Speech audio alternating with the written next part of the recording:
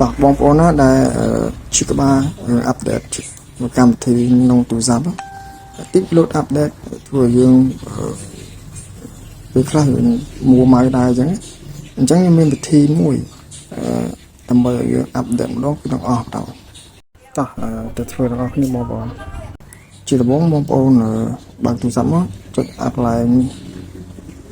នៅ App Store នៅជាប់មកវានឹងចេញ line my app អញ្ចឹងចុចលើវាមកបន្ទាប់មកយើងចូល line update available នេះអញ្ចឹងតម្រូវបងប្អូនចុចកន្លែងប៊ូតុង Q ចុចតែម្ដងគឺវា update កម្មវិធីទាំងអស់បាទអញ្ចឹងបងប្អូនលែងបារម្ភរឿង update ម្ដងមួយបាទអញ្ចឹងងាយស្រួលបងប្អូនសង្ឃឹមថាមានប្រយោជន៍សម្រាប់បងប្អូនហើយវីដេអូខ្លីនេះសង្ឃឹមថាបងប្អូនជួយ